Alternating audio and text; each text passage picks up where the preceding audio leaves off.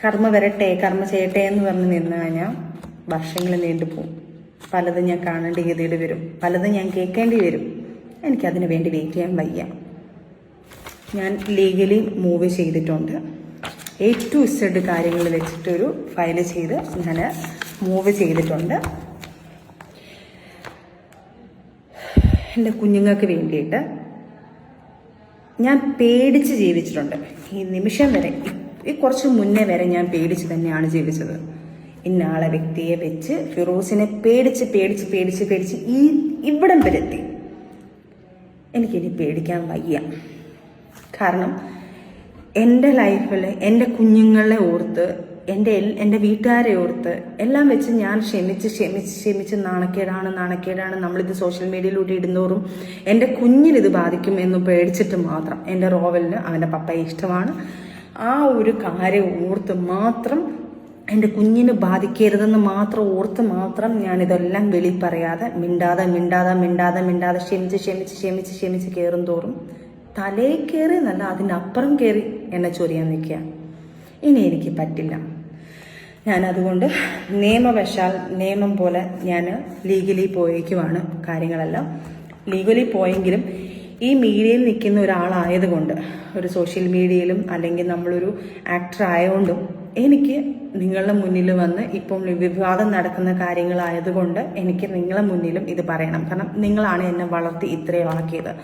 അപ്പം ഒരു തെറ്റ് കാണുമ്പം നമ്മൾ തീർച്ചയായിട്ടും ഞാൻ സഹിതം തെറ്റാണല്ലോ എന്ന് പറയും. അപ്പം മറുവശം കൂടെ കേട്ടിട്ട് കുറേ ചാനൽസ് എടുത്ത് ഇത് ആഘോഷിച്ചിട്ടുണ്ട്. ആൾക്കാർ കൂടെ അടുത്ത് ആഘോഷിക്കാൻ വേണ്ടിയിട്ടുള്ള കുറച്ച് കാര്യങ്ങളോട് ഞാൻ ഇട്ട് തരിക. വേറൊന്നുമല്ല, എനിക്ക് എൻ്റെ ജീവിതത്തിൽ ഉണ്ടായ അനുഭവങ്ങൾ എനിക്ക് ഇനിയെങ്കിലും പറയാതിരിക്കാൻ എനിക്ക് പറ്റത്തില്ല. ഇത് ഞങ്ങളുടെ മാരേജ് സർട്ടിഫിക്കറ്റാണ്, എൻ്റെ ഫിറോസിൻ്റെയും. 2024 ഒക്ടോബർ 23 ഞങ്ങളെ മാരേജ് നടന്നത്.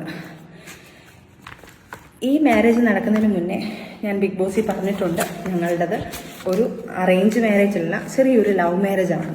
ഈ പുള്ളി എന്നെ കണ്ട് ഇഷ്ടപ്പെടുന്നതും സംസാരിക്കുന്നതും ഞങ്ങൾക്ക് ഒരു മാസത്തെ ചെറിയൊരു സംസാരിക്കാൻ ഒരു ഗ്യാപ്പ് കിട്ടിയിട്ടുണ്ട്. ആ സമയത്ത് എനിക്ക് കല്യാണം ആലോചിച്ച് വന്നപ്പോൾ സമയത്ത് ഞാൻ പുള്ളിയെടുത്ത് പറഞ്ഞിട്ടുണ്ട്, ഞാൻ ഓൾറെഡി സെക്കൻഡാണ്, ഫസ്റ്റ് മാരേജ് കഴിഞ്ഞ് ഡിവോഴ്സാണ്, എനിക്കതിലൊരു കുഞ്ഞുണ്ട് എന്നെല്ലാം പറഞ്ഞു. പുള്ളിക്കാരൻ്റെ ലൈഫിനെ കുറിച്ച് പറഞ്ഞു.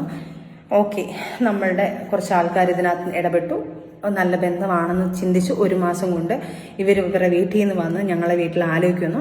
കാരണം എനിക്ക് ഓൾറെഡി കല്യാണപ്രായം 20 വയസ്സുള്ള ആ സമയത്ത്. അപ്പം ആദ്യത്തെ ലൈഫിൽ ഒന്ന് പ്രശ്നങ്ങളൊക്കെ ആയി ഇങ്ങനെ ഒന്ന് നിൽക്കുന്ന സമയത്താണ് ഈ കാര്യങ്ങൾ വരുന്നതും. അവരെൻ്റെ വീട്ടുകാർ നോക്കിയപ്പം ഓക്കെ, നമ്മളെ റിലേറ്റീവുകളുടെ അടുത്തെല്ലാം ചോദിക്കുമ്പോൾ പുള്ളിക്കാരൻ ഓക്കെയാണ്, നല്ലൊരു വ്യക്തിയാണെന്നുള്ളത് നമ്മളെ ബന്ധുക്കാരിലെല്ലാം ചോദിക്കുമ്പോൾ പറയുന്നു. വേറെ ദുശീലങ്ങളൊന്നുമില്ല. അന്നത്തെ കാര്യങ്ങൾ ദുശീലങ്ങളാണല്ലോ നോക്കുന്നത്, വേറെ ദുശീലങ്ങളൊന്നുമില്ല എന്ന് പറയുന്നു. ഈ ദുശീലങ്ങൾ എന്നുള്ളത് സാധനങ്ങൾ ഈ വീട്ടുകാരുടെ അടുത്ത് മുന്നിലാണല്ലോ ഈ ദുശീലങ്ങളൊന്നും കാണിക്കാത്തത്. പുറമേ എന്താണെന്നുള്ളത് ആർക്കും പറയാൻ പറ്റത്തില്ല, അനുഭവങ്ങൾ വരുമ്പോഴാണല്ലോ മനസ്സിലാക്കാൻ പറ്റുന്നത്. അത് കഴിഞ്ഞ് മാരേജിന് സമയമായി, മാരേജ് കഴിഞ്ഞു. ഈ പുള്ളിക്കാരൻ എൻ്റെ ലൈഫിലോട്ട് വരുമ്പം എൻ്റെ കുഞ്ഞുണ്ട്, എൻ്റെ കുഞ്ഞിനെ പൊന്നുപോലെ നോക്കാം, സെക്കൻഡ് ഫാദറാണ്, പൊന്നുപോലെ നോക്കാം എന്ന് പറഞ്ഞ് വന്ന വ്യക്തി ഒരു മാസം കഴിഞ്ഞപ്പോഴത്തേക്ക് പയ്യെ എൻ്റെ കുഞ്ഞിനെ കാണാൻ വിടാൻ സമ്മതിക്കുന്നില്ല. ആദ്യത്തെ മാസം ആയതുകൊണ്ട് കുറച്ച് നാൾ എൻ്റെ വീട്ടുകാർ പറഞ്ഞു, പുതുമുടി ആയതുകൊണ്ട് ഒന്ന് മാറ്റി നിർത്താം, കുഞ്ഞുങ്ങളെ ഞങ്ങൾ നോക്കാം, നിങ്ങൾ പോയി വന്ന് കണ്ടുകൊണ്ടിരിക്കുക, കുറച്ച് കഴിയുമ്പോൾ നമ്മൾ കുഞ്ഞിനെ തന്നു വിടാമെന്ന് പറഞ്ഞു. ആദ്യത്തെ മാസം ആയപ്പോഴത്തേക്ക് കുറച്ച് കുഞ്ഞിൻ്റെ അടുത്ത് കുഞ്ഞിനെ കാണാൻ പോകുന്നതും കുഞ്ഞിൻ്റെ അടുത്ത് സംസാരിക്കുന്നതും എല്ലാം പയ്യെ ഗ്യാപ്പ് ഇട്ടിട്ട് വരുന്നുണ്ട്. അപ്പം തന്നെ ഞങ്ങളുടെ ലൈഫിൽ തുടക്കത്തിൽ തന്നെ ഒരു ചെറിയൊരു പ്രശ്നം മുളച്ചു കഴിഞ്ഞു ഈ ഒരു പ്രശ്നത്തിൽ. എന്നിട്ടും ഞാൻ സഹിച്ച് നിന്നു. കാരണം സെക്കൻഡ് മാരേജ് അല്ലേ, നാട്ടുകാരറിഞ്ഞാൽ എന്ത് ചെയ്യും, വീട്ടുകാരറിഞ്ഞാൽ എന്ത് ചെയ്യും, ആൾക്കാരുടെ മുന്നിൽ ഞാൻ എന്താണ്, എൻ്റെ രണ്ടാമത്തെ മാരേജും അതും പ്രശ്നമായി എന്ന് പറയുന്നത് പേടിച്ച് തന്നെ സത്യം പറഞ്ഞാൽ പലതും മിണ്ടാതിരുന്നിട്ടുള്ളത്. അത് കഴിഞ്ഞ് കുറേ കഴിഞ്ഞിട്ട് അപ്പോഴത്തേക്ക് 2 മാസമായപ്പോഴത്തേക്ക് പുള്ളിക്കാരന് ഞാനും എനിക്ക് പ്രഗ്നൻ്റ് ആയി. ആ സമയത്തും എനിക്ക് ഒട്ടും താല്പര്യമില്ലായിരുന്നു, വേറൊന്നും കൊണ്ടല്ല, എൻ്റെ കുഞ്ഞിന് 2.5 വയസ്സേ ഉള്ളൂ. ആ സമയത്ത് എനിക്ക് രണ്ടാമതൊരു കുഞ്ഞെന്ന് പറയുമ്പം അവൾക്ക് കൊടുക്കുന്ന ഒരു കുറച്ചുകൂടെ ആയിക്കഴിഞ്ഞാൽ ഒരു 5 വയസ്സൊക്കെ ആയിക്കഴിഞ്ഞാൽ ഒരു കുഞ്ഞുണ്ടാവുന്ന എന്നുള്ളത് പറഞ്ഞാൽ ആ ഒരു സാധനമാണ്. അതും ഞാൻ പുള്ളിക്കാരൻ്റെ അടുത്ത് ആദ്യം പറയുന്നുണ്ട്. അപ്പോൾ പുള്ളിക്കാരൻ അപ്പം പറഞ്ഞു, സച്ചിന എനിക്ക് എൻ്റെ മോളെ കിട്ടുന്നില്ല. അവിടുത്തെ കുറേ കാര്യങ്ങൾ പറഞ്ഞിട്ട് എനിക്ക് കുഞ്ഞിനെ കിട്ടുന്നില്ല, എനിക്ക് കുഞ്ഞിൻ്റെ മിസ്സിങ് ആണ്, എനിക്ക് കുഞ്ഞിനെ വേണം, അല്ലെങ്കിൽ ഞാൻ മെൻ്റലി കുറച്ച് ഡിപ്രഷനായി പോവും, അതുകൊണ്ട് എനിക്ക് വേണം എന്ന് പറഞ്ഞ് ലാസ്റ്റ് കുഞ്ഞെങ്കിൽ കുഞ്ഞാവാന്നുള്ളൊരു പ്ലാനിങ് ആയി. നെക്സ്റ്റ് മന്ത് തന്നെ കുഞ്ഞാവുന്നു, പ്രഗ്നൻ്റ് ആവുന്നു. പ്രഗ്നൻ്റ് ആയി കുറച്ച് നാൾ കഴിഞ്ഞപ്പോഴും ഇതുപോലെ തന്നെ പ്രശ്നങ്ങൾ വരുന്നുണ്ട്. ഈ കുഞ്ഞിനെ വെച്ചിട്ട് എനിക്ക് കുഞ്ഞിനെ കാണാൻ പോകാൻ പറ്റത്തില്ല, എൻ്റെ വീട്ടിൽ വിളിക്കാൻ പറ്റത്തില്ല, സംസാരിക്കാൻ പറ്റത്തില്ല. എന്നെ ഇങ്ങനെ ടോർച്ചർ ചെയ്ത് ഈ മോനുണ്ടായ സമയത്തെ, വയറ്റിലുണ്ടാകുന്ന സമയത്തെ ഈ പ്രശ്നങ്ങൾ മൊത്തവും കരച്ചിലും ബഹളം, രാത്രി പുതപ്പിട്ട് മൂടിയിട്ട് ഞാൻ ഇരുന്ന് കരയും. എൻ്റെ കുഞ്ഞിനെ കാണാൻ പറ്റുന്നില്ലല്ലോ, എൻ്റെ കുഞ്ഞിനെ വിളിക്കാൻ പറ്റുന്നില്ലല്ലോ. എൻ്റെ വീട്ടുകാരെന്ന് വിളിച്ചു കഴിഞ്ഞാൽ എനിക്ക് പറയായിരുന്നു. എന്ത് ചെയ്യണമെന്ന് അറിയാത്തൊരു വല്ലാത്തൊരവസ്ഥ. ഇതെല്ലാം അനുഭവിക്കുന്നവർക്കേ ഈ സിറ്റുവേഷൻ എന്താണെന്ന് മനസ്സിലാക്കാൻ പറ്റത്തുള്ളൂ. ചിലപ്പോൾ തെറ്റ് പറയും, നീ എന്തിനാ ഈ രണ്ടാമത് മാരേജ് ചെയ്യാൻ പോയി ഒരു മോളെ വെച്ചിട്ട്. ശരിയാണ്, അത് നമ്മൾ ആ പ്രായത്തിൽ ചിന്തിക്കത്തില്ല. പല തെറ്റുകളും പല കമന്റുകളും ഇനി വരുമായിരിക്കും. പക്ഷെ ഈ സിറ്റുവേഷനിൽ പോകുന്ന ഒരു വ്യക്തികൾക്ക് മാത്രമേ ഈ ലൈഫ് എന്താണെന്നും ഇതെന്താണെന്നും മനസ്സിലാക്കാൻ പറ്റത്തുള്ളൂ. അതിൽ കൂടെ പോവാത്ത ആൾക്കാർക്കെല്ലാം ഇത് ചിലപ്പോൾ തെറ്റായിട്ട് തന്നെ തോന്നും. അങ്ങനെ കുറേ സ്ട്രഗിൾ ചെയ്ത് അത് കഴിഞ്ഞപ്പോഴത്തേക്ക് കുഞ്ഞിൻ്റെ അടുത്ത് സംസാരിക്കാൻ പറയാൻ പോകുന്നത്, ഞാൻ പ്രഗ്നൻ്റ് ആയിരിക്കുന്ന സമയത്ത് പുള്ളി എൻ്റെ അടുത്ത് പറഞ്ഞത്, ആ പെണ്ണ് കാരണം എൻ്റെ കുഞ്ഞ് നൊന്നുകൊണ്ടിരിക്കുക, ഈ പെണ്ണില്ലായിരുന്നെങ്കിൽ നമ്മളെ ലൈഫ് നന്നായേനെ എന്ന് പറയാനുള്ള കുറേ കാര്യങ്ങൾ സംസാരിക്കാൻ തുടങ്ങി. അങ്ങനെ എൻ്റെ കുഞ്ഞിനെ പോഷിക്കാൻ തുടങ്ങി. എൻ്റെ മോളുടെ 2.5 വയസ്സ് തൊട്ട് ഞാൻ അതുവരെ ഫോക്സ് വാനിൽ ജോലി ചെയ്യുമായിരുന്നു. ഫോക്സ് വാനിൽ എൻ്റെ ജോലിക്ക് വേണ്ടി ജോലി ചെയ്തിട്ടാണ് എൻ്റെ കുഞ്ഞിനെ നോക്കിക്കൊണ്ടിരുന്നത്. അത് കഴിഞ്ഞ് പ്രഗ്നൻ്റ് ആയതുകൊണ്ട് അത് കഴിഞ്ഞപ്പോഴത്തേക്ക് ഇതുപോലെ തന്നെ എനിക്ക് ജോലിക്ക് പോകണം. കാരണം കുഞ്ഞിൻ്റെ ചിലവുകൾ എൻ്റെ സിസ്റ്ററാണ് നോക്കുന്നത്. അതിനുശേഷം ഫുള്ള് ഞാൻ ശരിക്കും പറഞ്ഞാൽ എൻ്റെ ലൈഫിൽ ഞാൻ ദൈവതുല്യം കാണുന്ന ഒരാൾ എൻ്റെ സിസ്റ്റർ മാത്രമാണ്. സിസ്റ്റർ ഇല്ലായിരുന്നെങ്കിൽ ഇന്ന് എൻ്റെ കുഞ്ഞുങ്ങൾ അനാഥയായിട്ട് നടന്നേനെ. ഞാൻ അവളെ എന്തിട്ട് പൂജിച്ചാലും എന്തിട്ട് കൊടുത്താലും എന്തൊക്കെ ചെയ്താലും നന്ദി എനിക്ക് പറഞ്ഞു തരാൻ അപ്പുറമാണ്. കാരണം അവള് ഒരു അമ്മ ഇരുന്ന് ചെയ്യേണ്ട കാര്യങ്ങളാണ് എൻ്റെ സിസ്റ്റർ എൻ്റെ കുഞ്ഞിന് വേണ്ടി ചെയ്തത്. എൻ്റെ കുഞ്ഞിൻ്റെ പഠിത്തം, എൻ്റെ കുഞ്ഞിൻ്റെ ഫീഡിങ്, ആ സമയത്ത് കൊടുക്കാനുള്ള ഫുഡിൻ്റെ കാര്യങ്ങൾ, എൻ്റെ കുഞ്ഞിനുള്ള ഡ്രസ്സ്, എൻ്റെ കുഞ്ഞിനുള്ള സ്നഗ്ഗി, എല്ലാ കാര്യങ്ങളും എൻ്റെ സിസ്റ്ററാണ് നോക്കിക്കൊണ്ടിരുന്നത്. ഹസ്ബൻഡിനെയും ഞാൻ നമിക്കുന്നു. കാരണം അവരും ആ പുള്ളിക്കാരൻ നോ പറഞ്ഞ എൻ്റെ ഇത്താക്കൊന്നും ചെയ്യാൻ പറ്റത്തില്ല. എന്നിട്ട് പോലും ഇത്താടെ ഹസ്ബൻഡ് പോലും ഇതിനകത്ത് ഭയങ്കര സപ്പോർട്ടീവായിട്ട് എൻ്റെ കുഞ്ഞിന് വേണ്ടിയിട്ടുള്ള കാര്യങ്ങളെല്ലാം ചെയ്തിട്ടുള്ളത്. അപ്പം എന്നിട്ട് പോലും ഞാൻ ഇതിൻ്റെ ഇടയ്ക്കായാലും ഞാൻ സ്വാഭാവികമായിട്ട് നമ്മളൊരു അമ്മ എന്നുള്ളൊരു സാധനം നമ്മളെ ഉള്ളിലുണ്ടല്ലോ. എത്രയും പോരിഞ്ഞ് കഴിഞ്ഞാലും നമുക്ക് ഉള്ളിലൊരു സാധനമുണ്ട്. അങ്ങനെ കുഞ്ഞിൻ്റെ റോബലിനെ പ്രസവിച്ച് കഴിഞ്ഞ സമയത്തും എൻ്റെ ഭാഗ്യത്തിന് ഒരു 3 മാസം ഞാൻ ഇതിൻ്റെ ഇടയ്ക്കൊക്കെ നമ്മൾ പ്രശ്നങ്ങൾ നടക്കുന്നുണ്ട്. ഈ കുഞ്ഞിനെ സംബന്ധിച്ചാണ് പ്രശ്നങ്ങളെല്ലാം നടക്കുന്നത്. കാരണം സ്വാഭാവികമായിട്ട് പറയുമല്ലോ, കാരണം തുടക്കത്തിലെ മോള് പപ്പ എന്നൊക്കെ വിളിപ്പിച്ച ആള് എൻ്റെ കുഞ്ഞിനെ കൊണ്ടുവരാൻ പറ്റത്തില്ല, എൻ്റെ കുഞ്ഞിൻ്റെ കൂടെ 2 ദിവസം നിൽക്കാൻ പറ്റത്തില്ല, എൻ്റെ കുഞ്ഞിൻ്റെ കൂടെ പോയി നിൽക്കാൻ പറ്റത്തില്ല. അങ്ങനെയുള്ള കുറേ പ്രശ്നങ്ങൾ തുടക്കം തൊട്ടേ നമ്മളതിലുണ്ട്. പ്രസവം കഴിഞ്ഞ് 3-ാം മാസത്തിൽ എൻ്റെ വീട്ടിൽ കൊണ്ട് നിർത്തി. ആ മാസം ഞാൻ ഭയങ്കര ഹാപ്പിയാണ്. എൻ്റെ 2 കുഞ്ഞുങ്ങളോടെ എനിക്ക് നിൽക്കാൻ പറ്റുന്നുണ്ടല്ലോ. സത്യമായിട്ടും ഞാൻ ഭയങ്കര ഹാപ്പിയായിരുന്നു ആ സമയത്തും പുള്ളിക്കാരൻ പറഞ്ഞു പുള്ളിക്കാരൻ്റെ വീട്ടിൽ വന്ന് നിൽക്കണം, പുള്ളിക്കാരനെ കുഞ്ഞിനെ അവിടെ കൊണ്ടുവന്നാൽ മതി. അപ്പം ഞാൻ പറഞ്ഞു, എനിക്ക് കിട്ടിയ ഗ്യാപ്പ് ഞാൻ പറഞ്ഞു 3 മാസം ചടങ്ങ് നമ്മളെ വീട്ടിലല്ലേ നിൽക്കേണ്ടത്, വീട്ടിൽ നിർത്തുകയാണെങ്കിൽ എനിക്ക് എൻ്റെ കുഞ്ഞിനോട് നിൽക്കാമെന്നുള്ള സന്തോഷത്തിലാണ് ഞാൻ നിൽക്കുന്നത്. അപ്പോൾ പുള്ളിക്കാരനായിട്ട് ടോർച്ചർ ചെയ്യാൻ തുടങ്ങിയെന്നെ. അവിടെയും വഴക്കാം, ഭയങ്കര ഇഷ്യൂസ് നടക്കുക ഞങ്ങൾ തമ്മിൽ. നീ അങ്ങനെയല്ല, എൻ്റെ കുഞ്ഞിനെ എനിക്ക് കാണണ്ടേ, എനിക്ക് കുഞ്ഞാമ്മന് വന്നോ കണ്ടോ, 3 മാസത്തെ റെസ്റ്റ് അല്ലേ ഞാൻ പറയുന്നുള്ളൂ, 3 മാസം വരെ എൻ്റെ വീട്ടിൽ നിൽക്കാനുള്ള റെസ്റ്റ് എനിക്ക് തന്നൂടെ എന്ന് പറഞ്ഞ് അവിടെയും വഴക്ക് നടക്കുന്നതിൻ്റെ ഇടയ്ക്ക് എനിക്കിപ്പോഴും അറിയത്തില്ല, എനിക്ക് സംശയം എന്ന് പറയുന്ന കാര്യം ഫിറോസിനെ ഇല്ലായിരുന്നു. ഒരു തരി പോലും ഫിറോസ് എങ്ങനെയാണെന്നോ ഫിറോസ് എന്താണ് ഒരു തരി പോലും എനിക്ക് ഒരു സംശയമില്ല. അങ്ങനെ നിൽക്കുമ്പോഴാണ് ഫിറോസിൻ്റെ ഫോണിൽ എനിക്ക് രാത്രിയായപ്പോൾ ഒരു വെപ്രാളം പോലെ, ഒരു ശ്വാസം മുട്ടൽ പോലെ, എനിക്കറിയത്തില്ല അതെന്താണെന്ന് ആ സിറ്റുവേഷൻസ് അനുഭവിച്ചവർക്കറിയായിരിക്കും. ഒരു വെപ്രാളം പോലെ വന്നിട്ട് ഞാനൊരു 2 മണി സമയത്ത് ഞാൻ വെള്ളമൊക്കെ കുടിച്ചിട്ട് ഞാനൊന്ന് ചുമ്മാ പുള്ളിയെ വിളിക്കുക, കോൾ വെയിറ്റിങ്. അപ്പോഴേ കട്ട് ചെയ്തിട്ട് എന്നെ തിരിച്ചു വിളിച്ചു. പക്ഷെ ആരെ ഈ സമയത്ത്? അപ്പം ഞാൻ സ്വാഭാവികമായിട്ട് ഞാൻ ചോദിക്കുക, ആരെ ഈ സമയത്ത്? അത് പുള്ളിയുടെ ഏതൊരു ഗൾഫിൽ നിന്നുള്ള കൂട്ടുകാരനാണെന്ന് പറഞ്ഞു. ഓക്കെ, എൻ്റെ മനസ്സിൽ ഒരു തരി പോലും പുള്ളിയെ സംശയമില്ല എനിക്ക്. ഞാൻ ഓക്കെ എന്ന് പറഞ്ഞു വെച്ചെങ്കിലും ഉള്ളിലൊരു പിടപ്പുണ്ട്. ആരായിരിക്കും, എന്തിനാ വിളിച്ചത്, ഒരു സംശയത്തിൻ്റെ എവിടെയെങ്കിലും ഒരു സാധനം ഇട്ടെങ്കിൽ എനിക്ക് അങ്ങനെ ഒരു സാധനം പറയാം. എനിക്ക് ആ സമയത്ത് അങ്ങനെ പോലും ഇല്ല. പക്ഷെ എന്തുകൊണ്ടാണെന്ന് എനിക്കറിയത്തില്ല, എനിക്ക് ഭയങ്കര ടെൻഷൻ കയറി. അത് ആ വിളിക്കുന്നത് എൻ്റെ പഴയ, ഞാൻ ടാബ് എന്ന് പറഞ്ഞൊരു സാധനം ഉണ്ടല്ലോ, ആ ടാബിനകത്ത് ഈ സിം ഇട്ടേക്കുന്നത്. അപ്പോൾ ആ ടാബ് ഓൾറെഡി ഞാൻ വർക്ക് ചെയ്തുകൊണ്ടിരുന്ന സമയത്ത് വർക്കിൻ്റെ എല്ലാ സാധനങ്ങളും അതിനകത്തായിരുന്നു. ഞാൻ ഫോക്സ് വാനിൽ CRM ആയിട്ട് വർക്ക് ചെയ്തിട്ടുണ്ടായിരുന്നു. ആ സമയത്തുള്ള എല്ലാ ഫയലും ഞാൻ എനിക്ക് ഫോണിൻ്റെ കാട്ടിലും ടാബിനെ കുറിച്ചാണ് ഏറ്റവും കൂടുതൽ അറിയാം. ആ ടാബാണ് എൻ്റെ ലൈഫിൽ എൻ്റെ വർക്കിൻ്റെ കാര്യങ്ങളെല്ലാം ചെയ്യുന്നത്. ആ ടാബിലാണ് ഫിറോസ് ഈ കോള് ചെയ്യുന്നത്. ഓക്കെ, രാവിലെ ആയപ്പം എനിക്കെന്തോ ഒരു പ്രശ്നം തോന്നി. ഞാൻ ചോദിച്ചു, ആരെയാണ് വിളിച്ചത്? അത് ഞാൻ തലേന്ന് പറഞ്ഞത് ദുബായിൽ നിന്നാണ്, അടുത്ത ദിവസം പറയുന്നത് ഖത്തറിൽ നിന്നാണ്, അല്ല ലണ്ടനിൽ നിന്നാണോ, അങ്ങനെ എന്തോ ഒരു സംഭവം. അത് മിസ്മാച്ച് ആയിട്ട് പറഞ്ഞു. അവിടെ എനിക്ക് സംശയം തോന്നി. ഞാൻ നേരെ അവരുടെ വീട്ടിൽ പോയി ടാബ് മേടിച്ച് ഞാൻ പറഞ്ഞു, എനിക്കെന്തോ സംശയം തോന്നുന്നു. അപ്പോൾ എൻ്റെ അടുത്ത് നിനക്ക് സംശയം, നീ എന്താ ഇങ്ങനെ കാണിക്കുന്നത്, നീ ഇങ്ങനെയൊക്കെ കാണിക്കുന്നുള്ളോ പറഞ്ഞിട്ട് പ്രശ്നം ഉണ്ടാക്കി. ഞാൻ ഈ ടാബും കൊണ്ട് റൂമിലോട്ട് കയറിയിട്ട് ഈ ഫുള്ള് റെക്കോർഡിങ് ഓൾറെഡി ഉള്ളതാണ് ഈ ഫോണിൽ. ഇതിനകത്ത് ഫുള്ള് റിക്കവർ ചെയ്ത് ഞാൻ എടുത്തു. ഈ ടാബിൻ്റെ കാര്യങ്ങളെല്ലാം എനിക്കറിയാമെന്നില്ലേ, റിക്കവർ ചെയ്തെടുത്ത് ഞാൻ ആ സമയത്തും ടൈമിൽ ഞാൻ പ്രാർത്ഥിക്കുന്നത്, റബ്ബേ ഒരിക്കലും ഇതെൻ്റെ തെറ്റിദ്ധാരണയായിരിക്കണേ, ഞാൻ കാണിക്കുന്ന പുള്ളി ഭയങ്കര പ്രശ്നം, വെളിയിൽ കിടന്ന് ബഹളം ഉണ്ടാക്കുന്നു, വാണ്ടാന്നെല്ലാം പറഞ്ഞ് ബഹളം ഉണ്ടാക്കുന്നുണ്ട്. അപ്പോഴും ഞാൻ പ്രാർത്ഥിക്കുന്നത് എൻ്റെ സംശയം മാത്രമായിരിക്കണേ റബ്ബേ, ഇതൊരിക്കലും തെറ്റ് കാണല്ലേ, ഇതിനകത്ത് ഒരു തെറ്റും കാണല്ലേ, പുള്ളി എന്നെ ഒരിക്കലും ചതിക്കല്ലേ എന്ന് പറഞ്ഞുകൊണ്ടാണ് ഞാൻ എൻ്റെ സംശയം തീർക്കാൻ വേണ്ടി മാത്രം, പുള്ളിയെ ഞാൻ തെറ്റുകാരനല്ലെന്നാക്കാൻ വേണ്ടിയിട്ട്, എൻ്റെ മനസ്സിനെ തൃപ്തിപ്പെടുത്താൻ വേണ്ടിയിട്ട് ചെയ്ത കാര്യം. ഒരു പെണ്ണും കേൾക്കാൻ പറ്റാത്ത, ഒരു പെണ്ണും സത്യം പറഞ്ഞാൽ ആ വാക്കിൽ എന്ത് ചെയ്യണമെന്ന് എനിക്കറിയത്തില്ല. ഫസ്റ്റ് ലൈഫ് ഇങ്ങനെ, അതിലൊരു കുഞ്ഞ്, രണ്ടാമത്തെ ലൈഫ് ഇങ്ങനെ, അതിനകത്ത് ഒരു കൈക്കുഞ്ഞ്, 3 മാസമുള്ളൊരു കുഞ്ഞ്. കേൾക്കുന്ന വാക്കുകൾ ഒരു പെണ്ണുമായിട്ടുള്ള സെക്ഷൽ സംസാരങ്ങൾ മാത്രം, വൃത്തികെട്ട ടോപ്പിക്. ഇന്നലെ ഞാൻ വന്നതുപോലെ, അപ്പം ഇന്നലെ അവിടെ ചെന്നും കഴിഞ്ഞിട്ടുണ്ട്. അപ്പം എനിക്ക് പറയാൻ ഭയങ്കര മടിയാണ്. അത്രയ്ക്ക് അഭ്യസമായിട്ടുള്ള വൃത്തികെട്ട വേർഡ്സാണ് അതിനകത്ത് പറയുന്നത്. ഒരു ഭാര്യ കേൾക്കുക, ഇത്രയും വൃത്തികേടായിട്ടുള്ള വാക്കുകൾ കേൾക്കുക.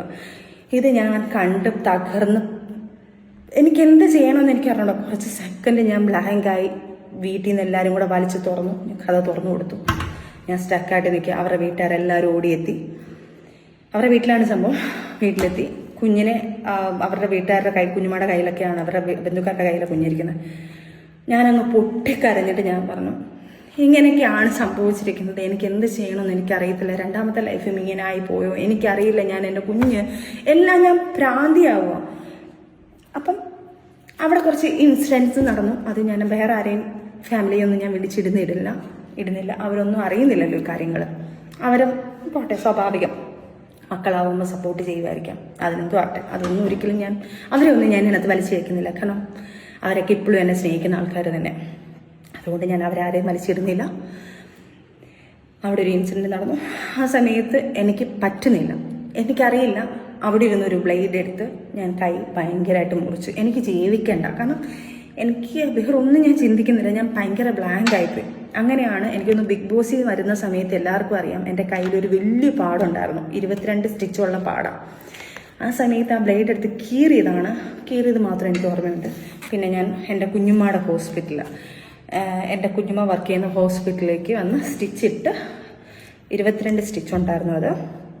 അത് കഴിഞ്ഞ് ആള് ഭയങ്കര കരച്ചിൽ, കാല് പിടിച്ച് മാപ്പ് പറച്ചിൽ, കാര്യങ്ങളെല്ലാം വന്ന് ഇനി അങ്ങനെ ഉണ്ടാവത്തില്ല വാവേ എന്നൊക്കെയാണ് വിളിക്കുന്നത് കേട്ടോ. വാവേ അങ്ങനെ ഒന്നും ഉണ്ടാവത്തില്ല, വാവേ എൻ്റെ കയ്യിൽ നിന്ന് തെറ്റ് പറ്റിപ്പോയി, വാവേ മറ്റേതാ മറിച്ചതാ, നീ ഇല്ലാതെ എനിക്ക് പറ്റത്തില്ല എന്ന് പറഞ്ഞു കാല് പിടിച്ച് കരഞ്ഞ് ഞാനത് സോൾവ് ചെയ്തു. ഓക്കെ, സമാധാനം, അതെല്ലാം കാര്യം. എനിക്ക് തോന്നുന്നു ആ പാട് ഞാൻ മറയ്ക്കാൻ വേണ്ടിയിട്ടാണ് ഞാൻ ഈ ടാറ്റു ചെയ്തത്. നേരത്തെ ബിഗ് ബോസിൻ്റെ സമയത്ത് കറക്റ്റ് ആ പാടുണ്ടായിരുന്നുണ്ട്. ഇത് കണ്ടോ, ഇത് കാണുമ്പോൾ അറിയാം. ആ വലിയ ബിഗ് ബോസിൻ്റെ സമയത്ത് ഞാൻ കൈമുറിച്ച കാര്യങ്ങൾ എനിക്ക് തോന്നുന്നു. അത് ഞാൻ വേറൊരു വിഷയം എന്നാണ് പറഞ്ഞത്, പക്ഷെ ഇതാണ് വിഷയം. അത് കഴിഞ്ഞ് നമ്മൾ ഫാമിലിയായിട്ട് കുഴപ്പമില്ലാതെ ഹാപ്പി ആയിട്ട് പിന്നെയും പോന്നു. 6 മാസം കഴിഞ്ഞപ്പം എറണാകുളത്തോട്ട് നമ്മൾ ഷിഫ്റ്റ് ചെയ്യുന്നു. 6 മാസം കഴിഞ്ഞപ്പോഴത്തേക്ക് എറണാകുളത്ത് നിന്ന് വീണ്ടും വേറൊരു പെണ്ണിനെ വെച്ച് ഞാൻ പോക്കുക. ആ സമയത്ത് സോറി, ആ പെണ്ണിനെ വിളിച്ച് ഞാൻ മെസ്സേജ് അയക്കുന്നു, ദയവ് ചെയ്ത് നിങ്ങൾ എന്നെ ചതിക്കരുത്, എന്റെ ജീവിതം ഇങ്ങനെ ആയിരിക്കും എന്നൊക്കെ പറഞ്ഞ് ഞാൻ ആ പെണ്ണിന്റെ കാല് പിടിച്ചു. ആ പെണ്ണ് കുറേ ഇയാളെ പ്രായി, ഇയാളെ മക്കളെ പ്രായി, അവള് പറയുന്നത് നിന്റെ കുടുംബം മൊത്തം നശിച്ചു പോകുന്നു പറഞ്ഞ് ഇയാളെ കുറേ പ്രായിയായിരുന്നു ആ പെൺകൊച്ച്. അത് കഴിഞ്ഞ് അതെല്ലാം സോൾവായി, നമ്മൾ ഫാമിലി പിന്നെയും ഹാപ്പി ആയിട്ട് പോകുന്നതിന് ശേഷം 6 മാസം ശേഷം നമ്മളൊരു ആ സിനിമ സെറ്റ് ഞാൻ പറയുന്നില്ല, ആ സിനിമ സെറ്റിൽ ഒരു ഇപ്പം ഫേമസ് ആയി നിൽക്കുന്ന ബിഗ് ബോസ് കണ്ടസ്റ്റന്റ് ഒരു കോസ്റ്റ്യൂമർ ഡിസൈനറാണ്. ഞാൻ ആരാന്നൊന്നും പറയുന്നില്ല, അവരെ ആരെയും ഞാൻ എടുത്ത് വെളിയിലിടുന്നില്ല. ആ ഒരു സിനിമ സെറ്റിൽ വെച്ച് പരിചയപ്പെടുന്നു, നമ്മളും കണ്ടിട്ടുണ്ട്. അവിടെ നിന്നുള്ള മേക്കപ്പ് ആർട്ടിസ്റ്റുകളെ നമ്മൾക്കറിയാം. അവരെല്ലാം കൂടെ വിളിച്ചിട്ട് ഒരു ദിവസം എടുത്തോളൂ, സജന ഫിറോസിനെ ഒന്ന് ശ്രദ്ധിച്ചോണേ, ഇങ്ങനെയുള്ള കുറച്ച് കാര്യങ്ങൾ ഞങ്ങൾ കേൾക്കുന്നുണ്ടെന്ന്. ഞാൻ സ്റ്റക്കായി, ഞാൻ മിണ്ടയില്ല.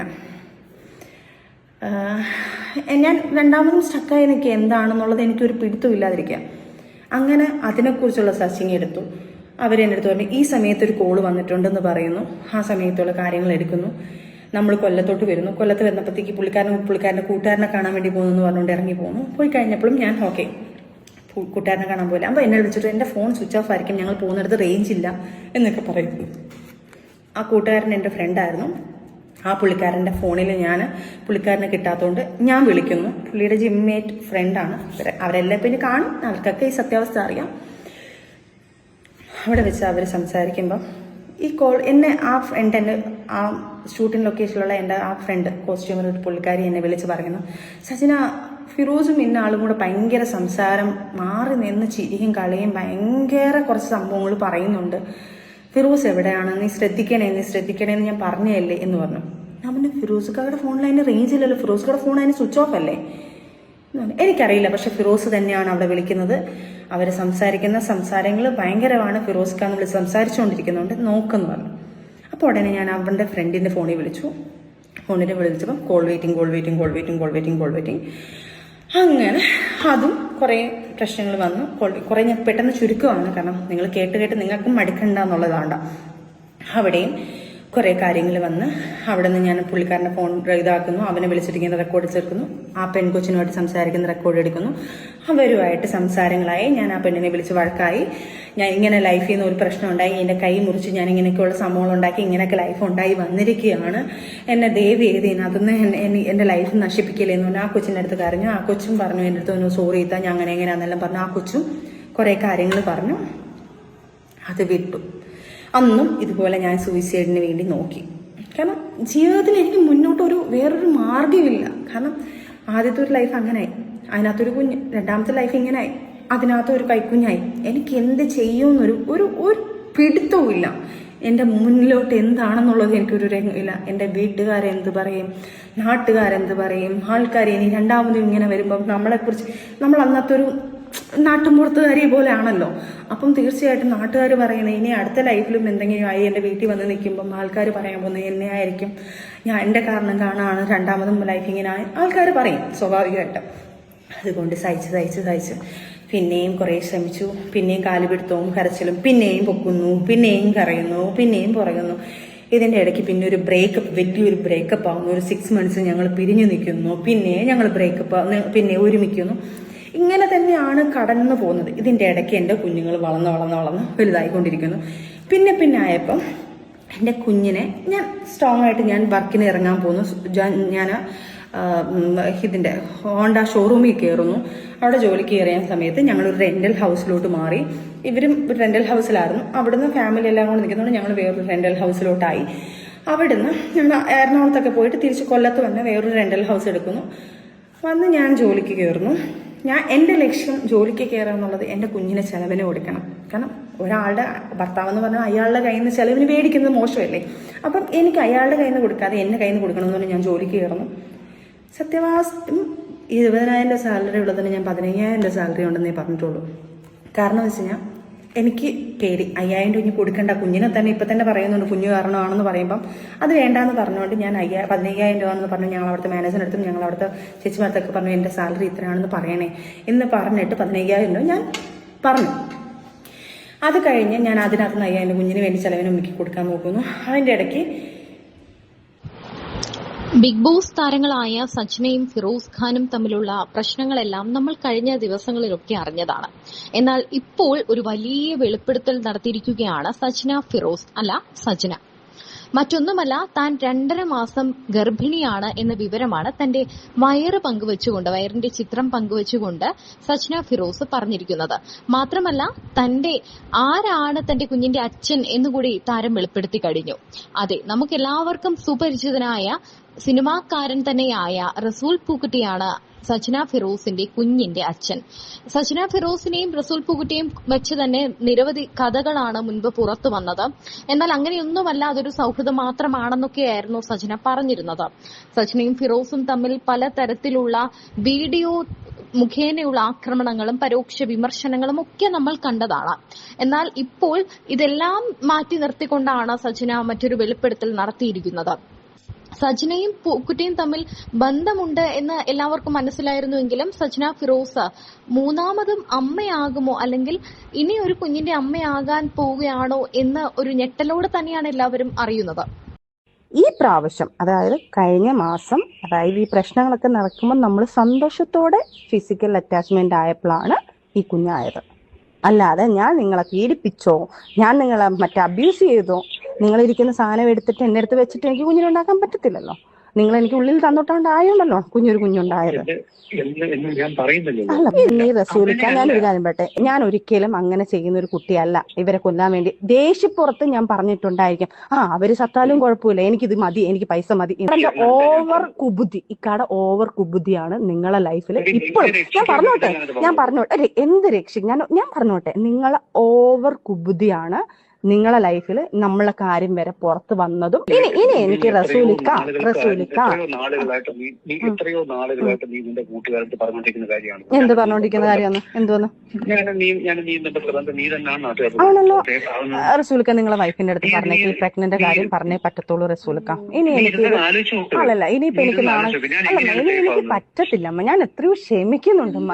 എല്ലാം ഞാൻ നിങ്ങൾ കുടുംബക്കാരെ വിടാം. എന്നിട്ട് ഇയാൾ നമ്മളെന്നെ സംസാരിച്ചതിന് ശേഷമല്ലേ ഇയാളെ അവരെ വിളിച്ചിട്ട് ഇങ്ങനെ സംസാരിച്ചത്?